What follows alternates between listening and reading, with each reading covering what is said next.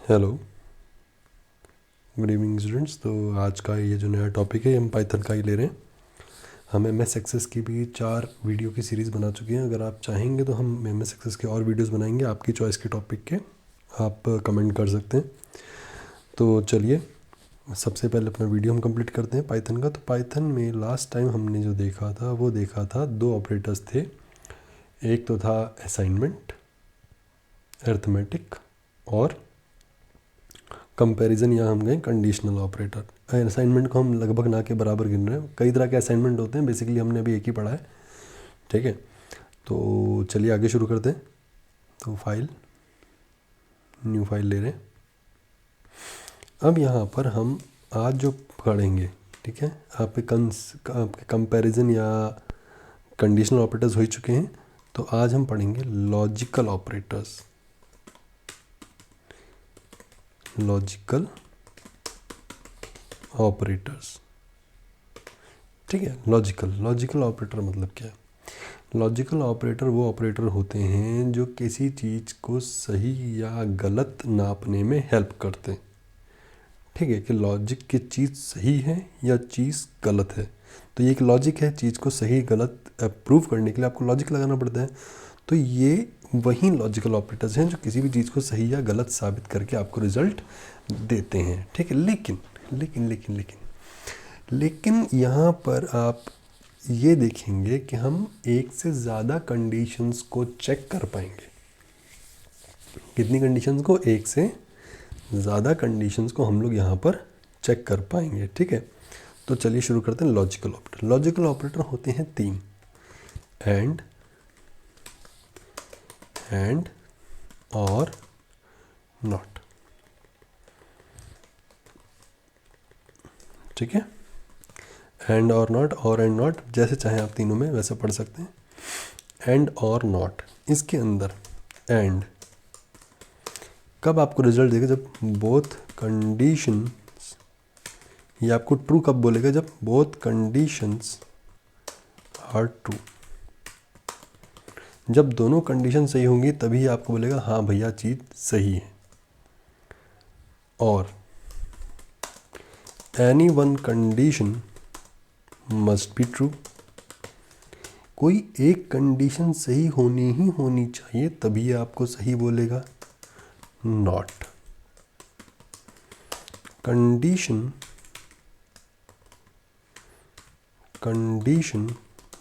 Must be false. ये true कब बोलेगा? जब कंडीशन फॉल्स होगी तब ये ट्रू बोलेगा।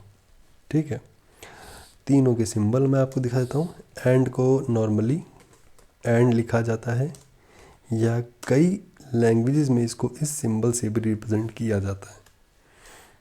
और के लिए हम इसी को लिखते हैं। ठीक है, और तीसरा आता है नॉट। ये तो नॉट वाला साइन है, जैसे नॉट इक्वल टू। ठीक है, तो और इसको सिंपली नॉट भी लिख सकते हैं। ठीक है, तो चलिए शुरू करते हैं अपनी प्रोग्रामिंग। सबसे पहले हम लोग इफ़, या फिर सबसे पहले वेरिएबल लेते हैं। a इज इक्वल टू 10 और b इज इक्वल टू 20। ठीक है, 2 वेरिएबल मैंने ले लिया। अब मैं बोलता हूँ इफ़, अगर if a is equal to b, या a लेस देन 10, एंड लगाया मैंने बीच में, b greater than 20, then print true. ठीक है, तो प्रिंट कर दे ट्रू कि हाँ अगर a बड़ा हो 10 से और b बड़ा हो, a छोटा हो 10 से और b बड़ा हो 20 से, तो क्या a छोटा है 10 से? नहीं, कंडीशन फॉल्स। क्या b बड़ा है 20 से? नहीं, कंडीशन फॉल्स। तो इसका एल्स पार्ट लिखिए, प्रिंट फॉल्स। रन करके देखते हैं।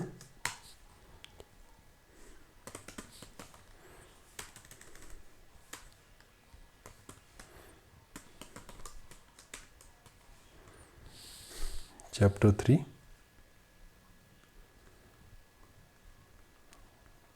फॉल्स आया। क्यों आया फॉल्स? फॉल्स इसलिए आया क्योंकि यहाँ पर दोनों ही कंडीशन फॉल्स है, दोनों ही कंडीशन गलत है, इसलिए आंसर फॉल्स आया। चलिए अब हम एक कंडीशन को ट्रू करके देखते हैं। A equal to 10, A equal to 10 and B greater than 20। तो एक कंडीशन तो ट्रू हो गई मगर दूसरी फॉल्स हो गई। अब ऐसे में क्या आंसर आता है? फॉल्स। अब हम यहाँ पर क्या करेंगे, अब हम दोनों ही कंडीशन को ट्रू करेंगे। अब आंसर क्या आया? ट्रू। इट मीन्स जो एंड ऑपरेटर है, एंड लॉजिकल ऑपरेटर जो है, उसके लिए दोनों कंडीशंस का ट्रू होना ज़रूरी है, तभी वो काम करेगा, वरना वो काम नहीं करेगा। अब इसी में मैं लगा दूं अगर और, ठीक है, मैंने क्या लगा दिया? और। चलिए, और जब दोनों कंडीशन ट्रू हो तब और क्या आंसर देगा? ट्रू।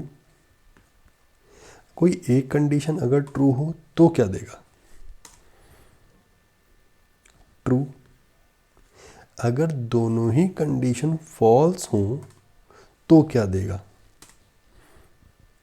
फॉल्स। इट मीन्स कि अगर हमें और लॉजिकल ऑपरेटर से फॉल्स चाहिए तो उसके लिए दोनों कंडीशन का गलत होना ज़रूरी है।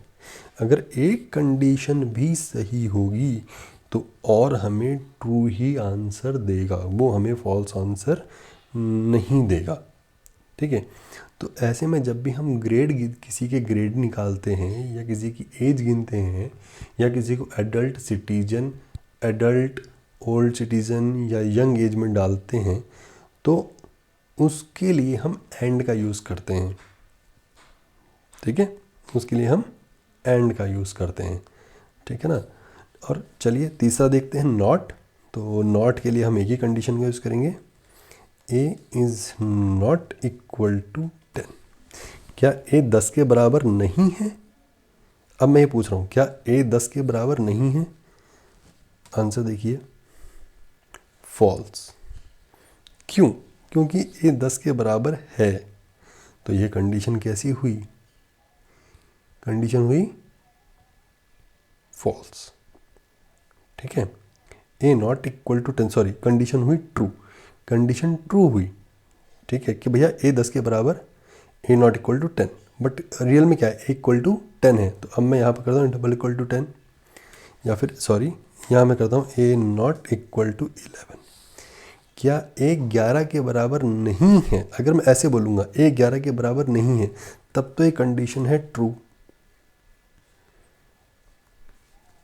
ठीक है, तो कंडीशन अगर फॉल्स होगी तो आंसर आएगा ट्रू। ठीक है, तो नॉट जो है वो जस्ट अपोजिट आंसर देता है आपको। इसी तरीके से अल्टर हैश के जरिए हम इसको मल्टी कमेंट करेंगे। लॉजिकल के बाद आते हैं आपके आइडेंटिटी ऑपरेटर। देखिए, दो ऑपरेटर्स हैं जिनमें आप कंफ्यूज हो सकते हैं। एक होता है आइडेंटिटी ऑपरेटर और एक होता है मेंबरशिप ऑपरेटर। ये दोनों ऑपरेटर्स मैं आपको समझा रहा हूँ। तो आइडेंटिटी और मेंबरशिप ऑपरेटर क्या होते हैं? ठीक है, तो आइडेंटिटी ऑपरेटर दो होते हैं, इज, नॉट इज और इज नॉट। और मेंबरशिप दो ऑपरेटर होते हैं, इन एंड नॉट इन। ठीक है, इन एंड नॉट इन, ये दो ऑपरेटर्स होते हैं। कौन से वाले? हमारे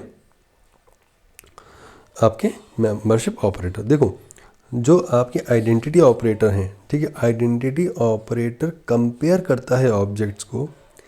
सिर्फ ये नहीं देखता कि वो इक्वल हैं, बट ये देखता है कि वो आइडेंटिकली इक्वल हैं या नहीं। इज़ एंड इज़ नॉट, ये तो हुआ आइडेंटिटी पहचानने वाला। मगर जो मेंबरशिप ऑपरेटर है वो हमें ये बताएगा कि भाई आप जिस नंबर को ढूंढना चाहते हो वो उस पर्टिकुलर सीक्वेंस में है या नहीं, वो उस पर्टिकुलर सीक्वेंस में है या नहीं है। ठीक है, तो इसको चलिए हम टेस्ट करते हैं। सबसे पहले हम टेस्ट करेंगे इसको। ठीक है,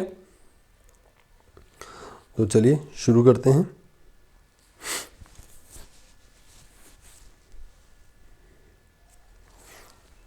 ओके, तो यहाँ पर इज़ और इज़ नॉट में हम पहले करेंगे। तो मैंने लिखा ए इज़ इक्वल टू, वापस ए ले रहा हूँ, अब यहाँ पे एक लिस्ट बना रहा हूँ मैं, तो लिस्ट में ए कॉमा बी। इसी तरह से मैंने यहाँ पर, या फिर मैं एप्पल ले लेता हूँ, एप्पल और कार दो मैंने यहाँ पे ले रहा हूँ। बी इज इक्वल टू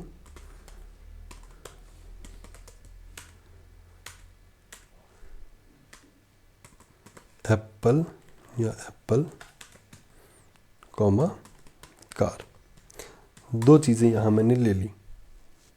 ठीक है, ओके। नाउ अब आगे बढ़ते हैं। तो यहाँ पे अभी दो ऑब्जेक्ट्स को ये कंपेयर करेगा। तो मैंने बोला if A is B, if A is B, अगर ए बी है तो इफ़ ए इज़ बी, ठीक है, हो गया है ना। या फिर आप इसको सिंपली ऐसे भी लिख सकते हो, प्रिंट ए इज़ बी। चलिए देखते हैं क्या जवाब आता है। फॉल्स। क्यों फॉल्स आया भाई? दोनों में ये तो सेम ही थे, नाम तो सेम ही लिखे दोनों में। Because both are different objects, because both are different objects, that why it is saying it false. But अगर मैं यहाँ कहूँ कि C is equal to A and A is C, then it is saying true because A is totally equal to C. That's why it is true. Now B is C करके देखते हैं। Again it will say false. Why? Because B is a different object and C is a different object. Now A equal to B, sorry, A equal to C. Now it will say true because yes, C is equal to A. As we can see here, we assigned all the values of A to C. So as you can see, if we are saying that A is C, then it will say us true because both are same. Both are same objects containing same values, but A and B are the different objects containing the same values. Okay, so here you can see the identity operator is going to see the, or is going to identify the objects whether they are same or not. Okay, now same is not is just opposite to is it. Okay, is not is just opposite to is. As you can see here, A is not C, it will say false. Why? Because A is C. A बराबर है C के, that's why it is saying false. तो is और is not दोनों एक दूसरे के just opposite work करते हैं। ठीक है, दोनों क्या करते हैं? एक दूसरे के जस्ट अपोजिट वर्क करते हैं। ठीक है, आगे बढ़ते हैं। चलिए नाउ अब हम बात करेंगे इन और नॉट इन की। इन और नॉट इन, जैसा कि मैंने आपको बताया था कि भाई जो इज़ और इज़ नॉट है, ये दोनों ऑब्जेक्ट्स को आइडेंटिफाई करते हैं। किसको आइडेंटिफाई करते हैं? ऑब्जेक्ट्स को आइडेंटिफाई करते हैं। बट इन और नॉट इन जो है वो देखते हैं कि भाई जो आप चीज़ ढूंढ रहे हो वो पर्टिकुलर सीक्वेंस में है या नहीं। तो चलिए इज़ इन और नॉट इन देखते हैं। ठीक है, तो इन और नॉट इन देखते हैं। चलिए सबसे पहले मैंने लिखा ए इज इक्वल टू, तो कार, बस, ट्रक, जीप, थार, स्कॉर्पियो। ठीक है, ये सारे हमने ले लिए। अब मैं लिख रहा हूँ प्रिंट कार इन ए। देखते हैं क्या आंसर आएगा। ट्रू। क्यों? क्योंकि कार ए में मौजूद है। अगर इसी की जगह मैं लिखूं बसेज इन ए, तो ये मुझे फॉल्स आंसर देगा। क्यों? क्योंकि बसेस नाम का कोई भी वैल्यू इसके अंदर मौजूद, इस सीक्वेंस में मौजूद नहीं है। ठीक है, जैसे फॉर एग्जांपल मैंने बोला अभय इन क्लास थर्ड ए, तो अगर अभय थर्ड ए में है तो बोलेगा ट्रू। अगर अभय थर्ड ए में नहीं है तो वो क्या बोलेगा? फॉल्स। वो क्या बोलेगा? फॉल्स। ठीक है, चलिए आगे देखते हैं। तो इन, अब इसी की जगह मैं करता हूँ बसेस नॉट इन, चेंज कर दिया तो आंसर भी चेंज होगा, दैट इज ट्रू। कि हाँ, बसेस नाम की कोई भी चीज़ इसके अंदर नहीं है। ठीक है, तो इस तरह से हम ये देख सकते हैं कि हमारे ऑपरेटर्स यहाँ पर कंप्लीट होते हैं। 5 प्रकार के ऑपरेटर्स हमने आपको बताए हैं। इसके अलावा बिटवाइज ऑपरेटर होते हैं और करीब 7 या 8 तरह के असाइनमेंट ऑपरेटर होते हैं। अगर उनके बारे में आपको डीप नॉलेज चाहिए हो तो आप बाकायदा हमें मेल कर सकते हैं हमारी ईमेल आईडी पे, या फिर आप हमें कमेंट में लिख सकते हैं कि आपको कौन सा पर्टिकुलर टॉपिक है जो पाइथन का आप पढ़ना चाहते हैं। ओके, तो thank you very much for today. Good bye.